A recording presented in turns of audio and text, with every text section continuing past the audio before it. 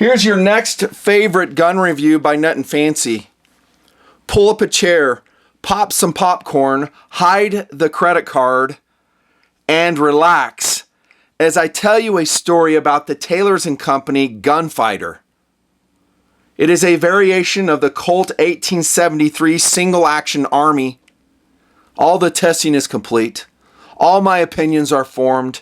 And I have had requests in the donation environment for more revolver content. Here you go.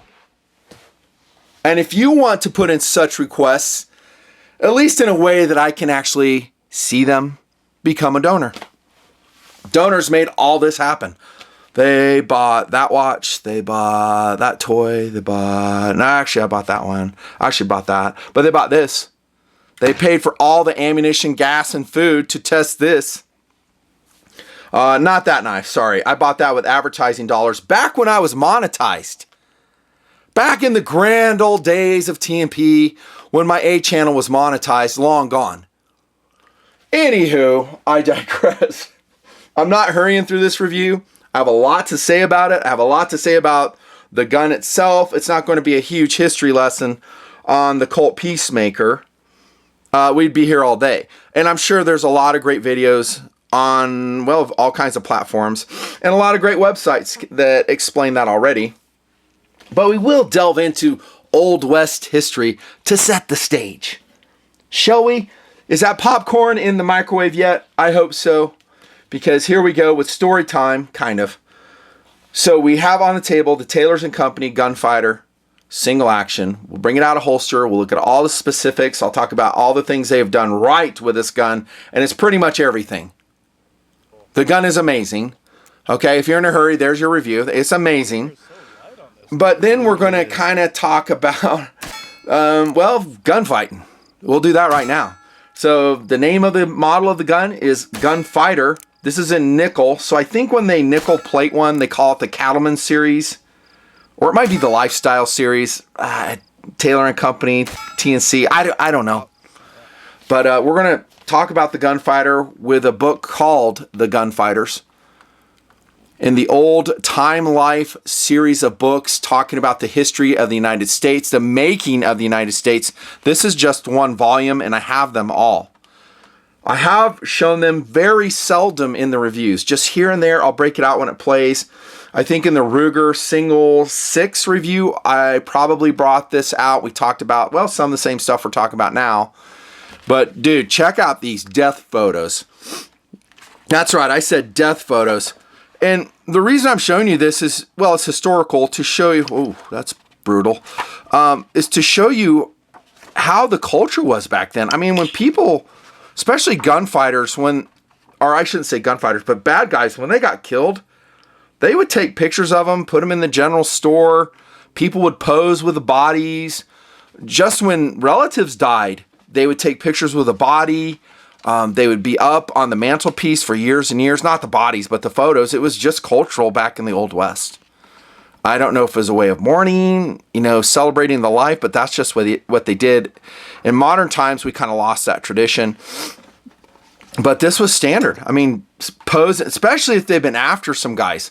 Let's see, this one says, dueling gang member Tulsa Jack Blake lies flanked by the lawman who ended his crime career. So that was a way for them to celebrate. And they said, hey, we've been after this guy. We finally got him. It would go into the newspapers, probably some books, and it was very popular back then.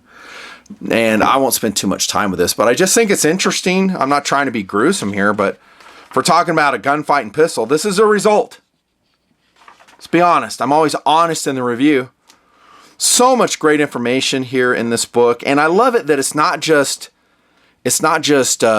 writing. There's a ton of pictures, line drawings, just really awesome. I want to show you this right here, though. And I probably showed you many years ago, but look at these photos. And incidentally, I grew up with not this particular book, but with the Gunfighters book. So my dad had the entire Time Life series. And then probably about 10 years ago, I got really serious about completing the collection. I had some already. I inherited, I didn't have the whole set, blah, blah, blah. I have the whole set now. Some smell smoky because the people who had them before me smoked. Don't care, I have a whole set. Really cool.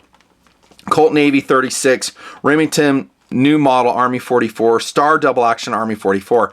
Now, historically speaking, what we are going to review here and what we're talking about is 1873 Single Action Army, and there were others as well, but it was a cartridge gun that could reload a lot quicker. It was more resistant to moisture and rain, and these are the kind of guns, well, kind of, I think these ones were in the Outlaw Josie Wales. I think he had a Walker's. Wasn't that a Walker's that he used back in the day? Great movie, by the way. I was going to mess with you guys and say that the 1873 was an Outlaw Josie Wales, but I'm sure guys would have been pissed. No, it wasn't. Yeah, it was a Colt Walker 1847, and he also used a Colt 1860 Army. But fast forward to, well, 1873, and Colt made all men equal with a Peacemaker. Great variations here. Great photos of them. There's a 7.5 inch barreled one, 4 3/4 inch barreled version, and it says here the favored size of gunfighters for speed into action. Sheriff's model Peacemaker. And by the way, Taylor's and Company, they also have some variations. Maybe not exactly like this, but they have a lot. The problem will be, I think, is you being able to source them and find them. You might have to order directly from Taylor if they do such a thing. Ship it to your FFL. You'll probably pay some more money there, but for a gun of this quality, you probably won't care. Smith & Wesson Schofield. I've always liked the Schofield a lot. Really sick. Swing open reloading. That's what I love about it. And a selection of cartridges, some rifle, some pistol. I'll make mention of what this gun is chambered in. And then we'll end right here. I could spend a half hour on this book. Eagle Butt Peacemaker 45, mother of pearl grip displayed, the Mexican emblem. Look at this quick fire mount right here. That seems a little bit hokey to me, I'm not going to lie, but I mean, they were experimenting, like the cutaway trigger for more speed. And there are some gunfighters actually use that mod. I forget which ones they were. And look at this, the Peacemaker 45 matched set. If cost was no object, a style-conscious gunslinger could strap on a pair of engraved ivory-handled 6-shooters in embossed holsters, price tag $100. When that was a lot of money back in the Old West. A lot of money. If these were in mint condition or even in the condition shown, I will ballpark. And not that I know gun values like this, but I will ballpark this would auction for $100,000. This match set. If it was papered, hundo, 100,000 easily. Say goodbye to the book, The Gunfighters. Once again in the project, so fun to visit that imagery and the history of which I am fascinated. I'm fascinated by the Old West. I'd love to meet the people then. I think that's when Americans were, well, Americans. I mean, they had to work so hard. They had to fight for their very survival. There's no way they had time for nonsense we see in this effed up country now. Rant complete. By the way, on the table, setting the stage, is a coffin handled in burl maple, Bark River knives, Old West Bowie. They didn't call it the Old West, just a Bark River Bowie. You're going to probably slap yourself in the face when you hear how much I paid for this. If memory serves, I'm going off memory, I think I paid like $185 for this. With its beautiful leather sheath. Talk about the Old West. Escanaba, Michigan. Sharpshooter Systems put this together for them in the day. And I don't think it's been back since. This knife right here, I could sell for $450 within a day. Okay, maybe that's an exaggeration, but within a week it would go for $450, maybe $5. That might be stretching it. There you go. So that's going to set the stage. Here's some arrowheads I have found in the desert during gun testing. Setting the stage for Old West. Yeah, go watch Napoleon Dynamite when they're drinking that egg orange juice and that old timer's like talking about the arrowheads they found. It took me forever to understand what the hell he was talking about. Anywho, look at this cut I have on my hand right here. No, that's not a Bowie knife. I should have said it was. It's actually a grinder. Went through my glove and it was pretty deep cut. I probably should have gotten stitches, but whatever. I'm going to put gloves on for you. You're welcome. And on we go to the actual gun review, and we're right about 10 minutes of just setting the stage for such a special gun in the project. Philosophy of use, what would you buy? I would say this is expensive. I think it retails for around $800, which I think is an extremely good deal. You might get it for less. I do want to extend a big thank you to Gunny's, a great American gun store. Thank you very much. If you're local in the area, you want to go pick up a Taylor's & Company single action pistol, Old West variety, pay him a visit, tell him you're a Nut and Fancy fan, and that thank you very much for supporting the project. There you go. What would you want this for? And out of the holster it comes, by the way. And incidentally, this is not a holster for a Peacemaker. It's actually for a Colt, a Ruger Single 6, which I've had in the project forever as a cast member. You may see it here if I haven't forgotten it. But it will actually fit, since a Single 6 is actually patterned after, guess what, the 1873 Single Action Army. And it has stretched out a little bit, so it does work. I'm drawing it left-handed. I'm right-handed, so it's a little bit awkward. There you go. Look at that beautiful piece, boys. Hide your credit cards. Bonerville, right? That's right. Hide your credit cards. Isn't that beautiful? Oh my goodness. I mean, just the way this thing presents, and I gotta be honest, it's got some desert dirt on it. It's been, well, I won't say handled properly, just because it's so difficult to do it. It's bouncing in the back of the Wolverine as I go to the shooting locations. It's dusty, it's dirty. I'm sorry, but that's just the way it goes, and it gets a good test in the process. But look at how it presents. It's just absolutely gorgeous. I hope my studio lighting, for which I have spared no expense, it's capturing the gorgeous details of this gun. It's just such a looker. Awesome. Speaking of which, I've got to pause right here and tell you something. So I went into Amazon because I'm probably going to buy this piece from Gunny's because I love it so much. And I was like, God, it'd be so cool if I could display this piece in a red velvet box. And lo and behold, guess what your old Nut and Fancy found? A red velvet box. And when I got it, $45, bro. Well, around there. There you go. And that's what it looks like in the box. And that's just half of it, bro. Once I'm done, I'm going to put some old weathered playing cards in the presentation box and a sheriff's badge there too. So it's going to be kind of like an Old West display box right on the wall. And where I live, dude, I don't have to worry about theft. So if you're going, well, but someone could steal it. Well, okay. Well, it is a point, but we only live so long on this earth. Enjoy your stuff while you can. Enjoy your stuff. That's the point. So in that box, fantastic. I'll put a link to that box below. I don't know how long it's going to last. I don't know if it'll still be there. And Taylor's & Company also has a display case for $105. But it looks like it's not a wall box. It's meant to just lay flat. It looks good, but I really prefer the one I found. Has a plexiglass holder for the pistol. Not quite big enough for the Peacemaker, but close enough. Look at this side, dude. Oh my goodness, that's a good looking piece. Oh yeah, we were talking about philosophy of use. And I guess I've already talked about it here because we're talking about a collectible piece, a display piece. Now, if you're super wealthy and you have all kinds of money, then you wouldn't have to get a reproduction like this. You could go out and source one of those super valuable Peacemakers that we saw earlier. Okay, but it will give you pride of ownership just in displaying it and just looking at it and knowing it's not an airsoft piece, it's not a replica, it's a real firing, accurate, reliable, high quality 1800s gunfighting pistol. And you got to say that's pretty damn cool, right? It's one, and you guys know in the bunker, like I have a ton of airsoft, and they're fun. I love them. They're so fun. But it's something altogether different when you have a real gun. So that's your first philosophy of use, is just a collectible piece that you enjoy shooting. Also, taking us to the recreational point on this gun, and I got this in 38 Special 357, another huge advantage in this particular piece because we can't afford to shoot it. Now, some of y'all will reload in 45 long Colt. I say more power to you, but I don't have time yet to reload. I have to buy it. Otherwise, I don't have time to do the content flow that I do, which is basically 2 to 3 videos every week in the donation environment. You'll see one per week in the A channel because you guys aren't paying attention to what's really being made.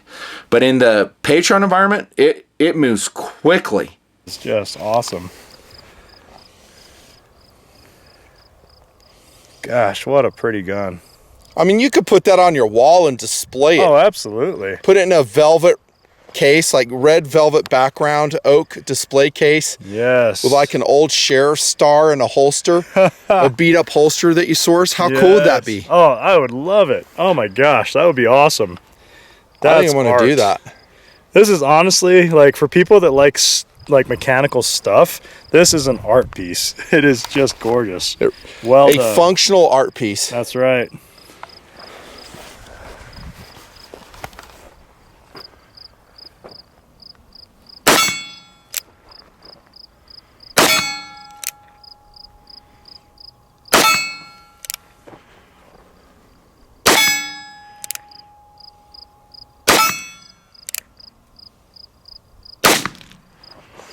Out. I think it's out.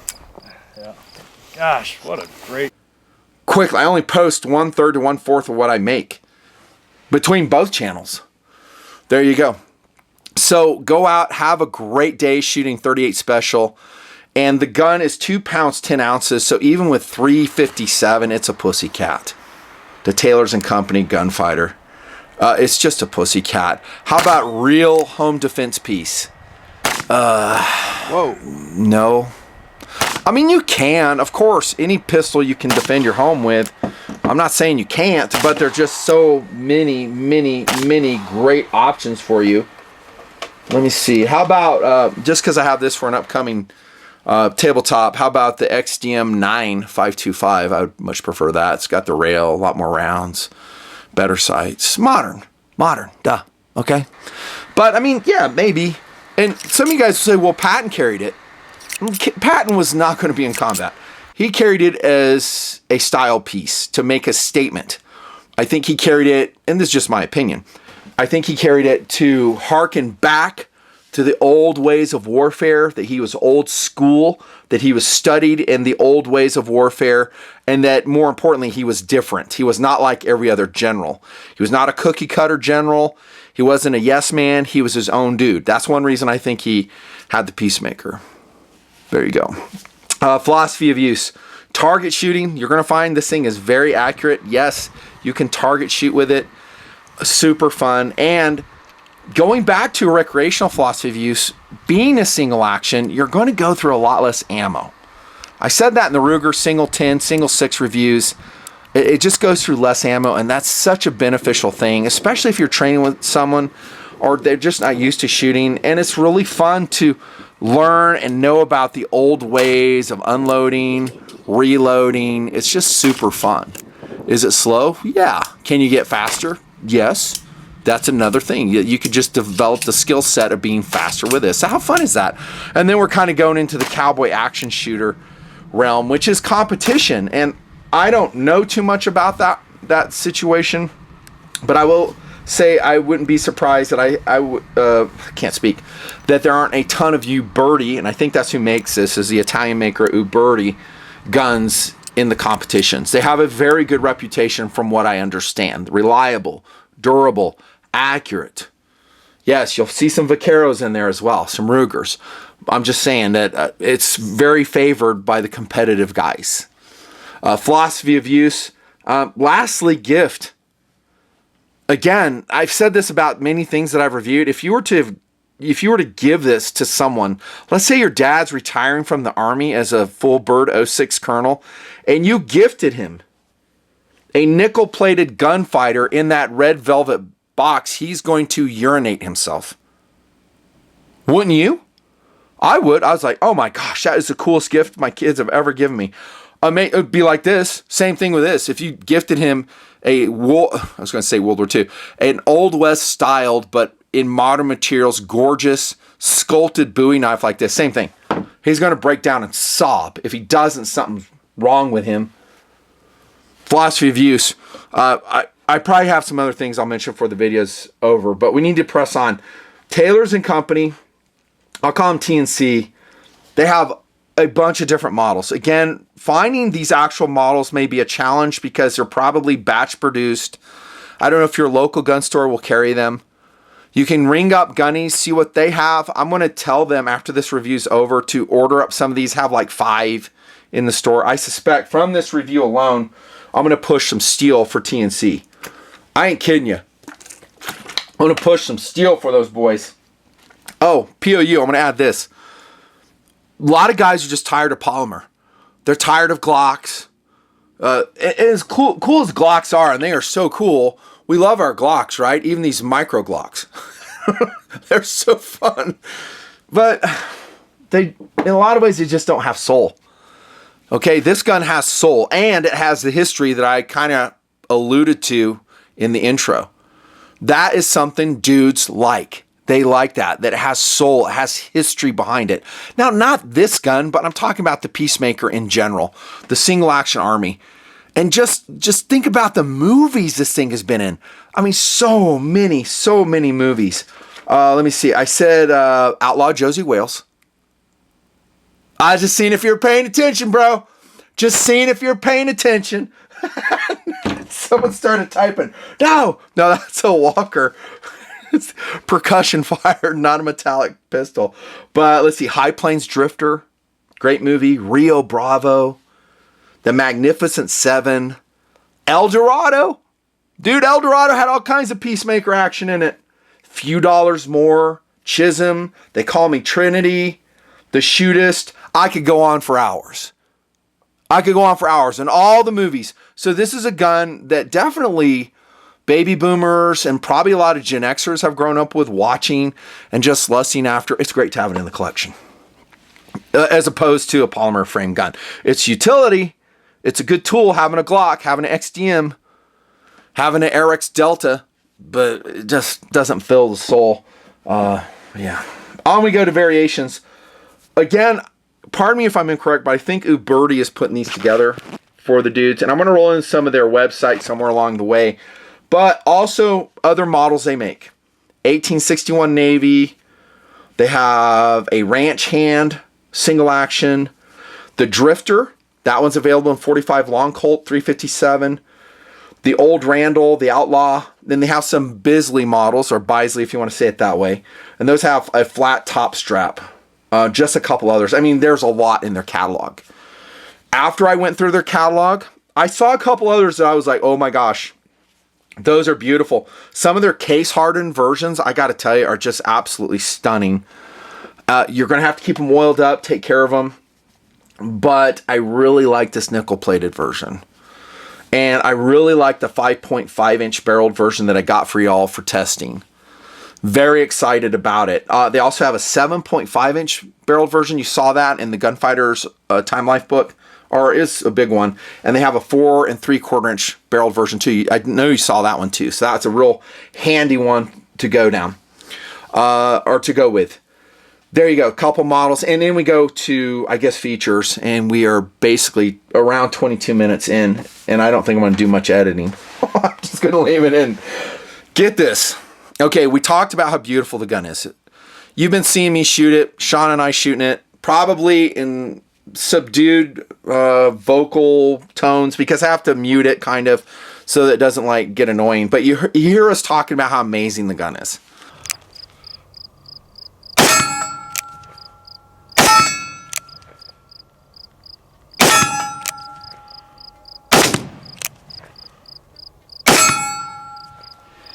Oh, yeah. 357 stick a little bit.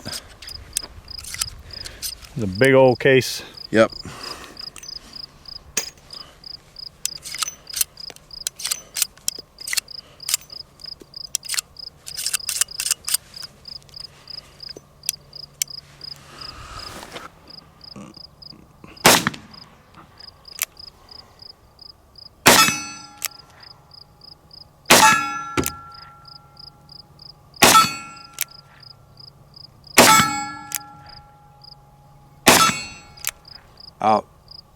Did you hear a gunshot?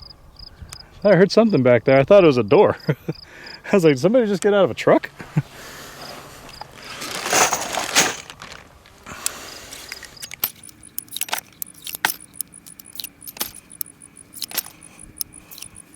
What a cool gun. Yeah. And this is what they were actually shooting at each other with back in the cowboy days. Totally. God created man, Colt made him equal. I like it. The Peacemaker. I think that's what this one was.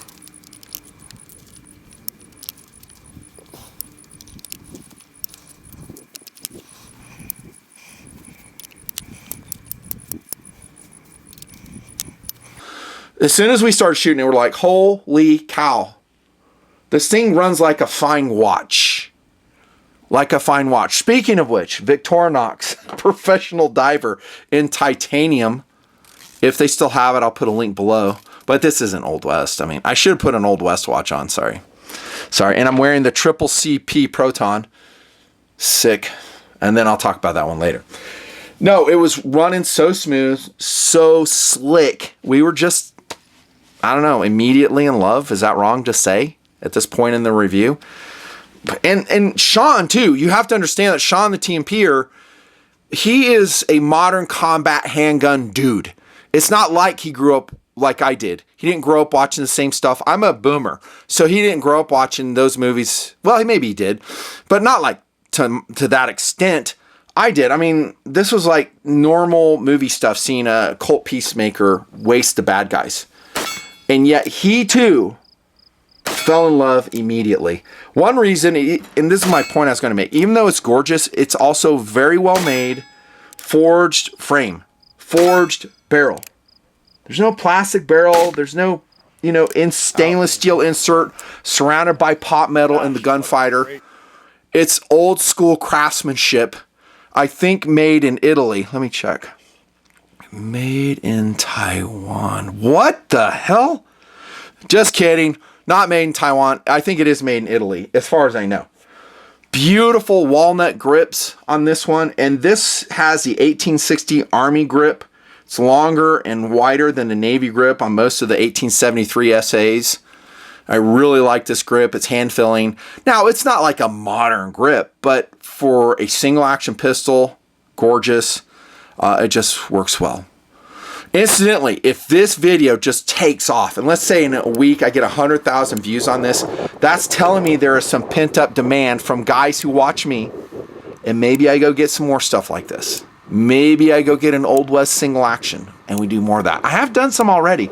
I've done the Winchester 1894. I've done the 1894 Marlin and some other Old West guns to this point. But maybe I do some more like this. With the support of Gunnies, if they have it, I will do it. On to features we go. So we just have basically a notch rear sight, very true to the original design. And, well, there's not a lot of contrast. Not very combat-y. And then we have the rounded variation of Peacemaker sight on here. And it's basically, well, welded on. I was very happy to see that T&C has this regulated almost perfectly.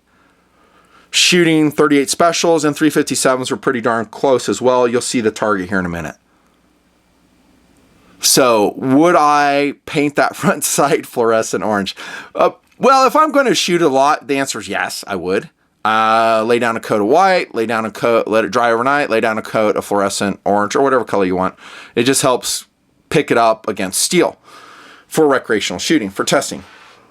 But yeah, it's a standard sight. Deal with it. If you don't like it, go buy something else. Look at this, dudes. The old school hammer integrated just like you see here. And notice that it is replaceable. So it's a hardened steel replaceable firing pin is what I'm trying to say on the hammer. Very nice. And look at the blued screws, dude. Look at the blued screws. Nice touch. Very nice touch. Let's check out the cylinder fit, the sound. Did you hide your credit card? You're going to go looking for it after this review, dude. Oh my gosh, that sounds like a freaking movie. Oh my gosh. Nutnfancy, you're not supposed to spin the cylinder like that. It's going to damage it. No, it won't. Not just for a little bit. I'm not going to do it every day. Just for the review. Look at the cylinder gap right here. As Austin would say, it's toit. Very toit. The top strap right here is 0.19 inches in thickness. It is rated for 357 fire. There you go. And you have a spring retained cylinder pin. That's a little bit different than the Colt Single Action Army. And there's some other differences too. Some guys will say, well, checked hammer and it should have patent dates on it and really mimic the Colt product. I'm not that into it. I think the overall appearance just nails it. It's fine. So if it doesn't have this or that, just go buy a real one then. Just pony up for the money, bro. Again, the 5.5-inch barrel, I think is the one you want. 357 caliber is probably the one you want. 357 is no slouch. You can go hunting with this gun. I guess I'll throw that POU in there. Can you imagine you show up to go boar hunting in Texas, and I didn't check the regulations, but I bet you can hunt with a pistol. I bet you can hunt with a 357. And you show up at the camp, and you go, hey, boys. And you don't say, hey, boys. You go, howdy, partners. This is what you show up with. You are going to be the coolest dude ever.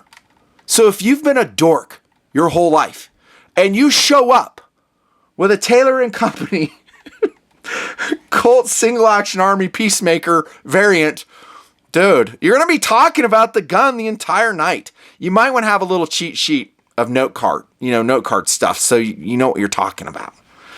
Yeah, talk about the forged frame, talk about the cylinder fit, talk about the sound, the cylinder gap, the spring retained pin right there, the cylinder pin. There you go. Now, if you guys have never shot a single action, some of you young whippersnappers, you don't know, what you're going to do is, you'll just index it like this. So every shot, you have to cock the hammer back and then you pull the trigger, which incidentally, the trigger is fantastic. I didn't measure it because I didn't have my 357 snap caps, but I would reckon it's on the order of 3.5 pounds, maybe 3 pounds. And the weird thing is Taylor's & Company, dude, I went to their website and they have tuning available. And they have tuned versions of most of their guns. And you're going to pay more for them, several $100s more. But I'm like, how could you justify spending more on this gun since it's so awesome as it is? As far as I know, this is not a tuned variation. It's a normal Taylor's & Company Gunfighter in their Lifestyle series. Chromed. Yeah, the trigger is fantastic. And by the way, standard trigger guard a la Colt. All metal, too. You're not seeing any plastic. You're seeing forged and walnut. That's what you're seeing here, bros. Nickel plated. Oh, yeah, how you fired it. So then you pull your trigger. That was closed. That's just your loading gate, unloading gate. And then when it's all empty, you just go to the half cock position. And just like you may or may not have seen in movies, you just use this shell casing pusher thingy like that. And you just eject it. What I found with this Cattleman, because it's nickel plated and it's so smooth, is that I could actually drop it and rotate the cylinders, and almost always the shell casing would fall out. Pretty cool, huh? Pretty cool. Front of the gun right here. You saw the machining here. Notice the gaps here. I think they're pretty tight. Now, again, you might have an aficionado that knows the Colt Peacemakers, and he probably has a bunch of criticisms against this variation. I don't give a shit. All I know is it makes me happy, and it's shot like amazing.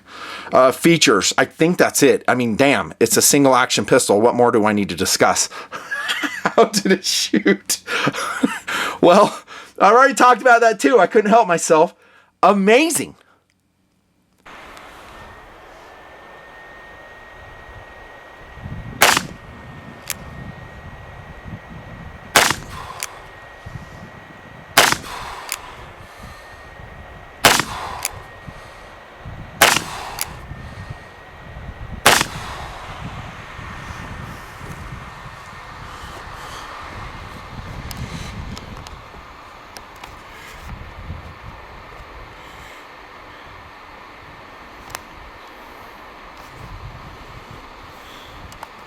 Amazing. Of course, no jams, no failures. But what really struck us is just how accurately we can shoot this gun with those, well, rudimentary sights. Here we go with the accuracy of the Taylor's & Company Gunfighter. I hope it's not Taylor & Company, whatever it is. T&C Gunfighter in the 5.5-inch variation. Boom. That's standing at 7 yards. I gave that a wiggly mark. I probably shouldn't have. This is me. Nice. That gets an up arrow, exclamation point, up arrow right here. That one's a little bit open. But if you can get all your shots in the orange, you're doing really, really good. I don't care what kind of pistol it is. I mean, we're looking at an Old West pistol rebuild. Look at that group, dude.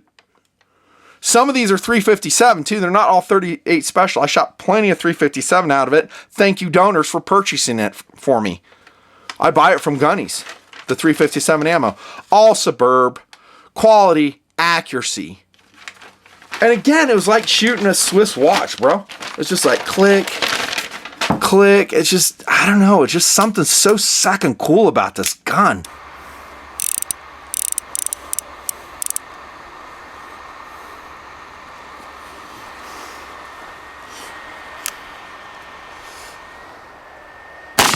Ooh, that's a light trigger.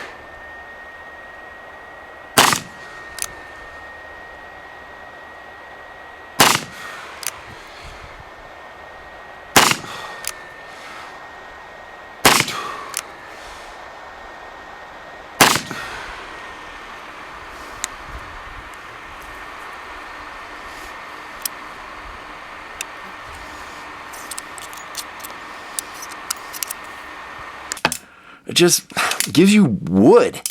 I mean, if you come off the range and you don't have a full erection, something is wrong with you. I would go to the freaking doctor immediately and say, something's wrong with my weenie. It did not come up when I was shooting this gun. They might be able to, oh my gosh, I'm getting out of control. They might be able to give you some type of medicine or something. I hear there's stuff for that, I guess. Oh, they also had a blued variation, 5.5 inch barrel, and it was cheaper. It was like $550 list. The 7.5 inch one lists for $800 on their website this week. Yeah, so there's a reason why this is in Old West lore, the history of the United States, because the Colt Single Action Army Peacemaker, as it's frequently called, was just such an amazing design. It was so far ahead of its contemporaries, to include the guns I mentioned already and showed you in that book. It served with the Army from 1873 to 1892, which is a fair amount of time, during a time when there were rapid technological advances. It was issued in 30 calibers. It was replaced by a double action Colt, the 1892, with a swing out cylinder. So again, it was amazing to me that it lasted as long as it did, because that just tells me that guys loved it. They trusted it. It didn't fail them when they needed it. Did it take a skill set to fire it? Yes. Was it heavy? Yes. All the pistols of the era were heavy, usually. They were in any major caliber. The Arizona State passed it as their, I think, their state gun. So the Colt Peacemaker was made their state gun in 2011. That's kind of interesting. And all kinds of calibers: 45 Colt, 4440 WCF, 3840 WCF, 3220, 38 Colt. But again, I think you're going to be doing it right if you get it in 357. And I don't really have any competitive options to show you. This is, by the way, a triple K Wyoming drop belt. And maybe somewhere along the way I've shown you, like, me shooting single action style, probably with the Ruger single 6 or single 10, I forget. But this is a holster that I purchased with ad dollars back then, and it's still in inventory. And it works for this. So how fun is that? You could actually, if you wanted to display this, you get the nickel variation like this one. Just put it in the holster, put it on the belt, and just hang it on your coat rack. Have your friends over for football, or better yet, to watch Nut and Fancy videos, and they come in and they see your friggin' Peacemaker on leather belt. Now, ideally, this would be in brown leather. I think it would match better, but whatever. It's still amazing. And then, honestly, I do not have any single action centerfire guns. I do have this one, however, coming out of the annals of T&P history. Single 6, baby. And this is a convertible one that comes with a 22 mag cylinder, which they no longer market anymore. And this is a fantastic gun. And incidentally, I'm glad I brought this out, because it reminded me to mention how great the Ruger single action guns are as well. They are amazing. They're well built. They function well. I've shot them plenty. The Vaquero I mentioned, they're amazing. But I'm focusing on this brand now, but I'm just mentioning them. And there you go. And by the way, I much prefer this machined variation of single 6 or single 10 versus the Wrangler, which is basically pot metal. And there you go. Nut and Fancy Project. Old West in the house. Man, that is sick. This is an Orient right here, and it's the Kano. I'll put a link below. Fantastic watch. And again, if you're not into watches, damn, son, I feel sorry for you. This is a Jesse Hemphill. What is it? The Town Creek. Very old Westy. And the quality levels between these two are identical. So, and by the way, when he put these together, Jesse Hemphill was a friend of these guys, Bark River, and they went back and forth. And the knives look like they came out of the same shop to me. And they're handmade. They're American handmade. And then in the background, we have a beautiful Cat D6R in 1/64 scale. If you have one of these, I changed my mind. Please donate it to me. Thank you.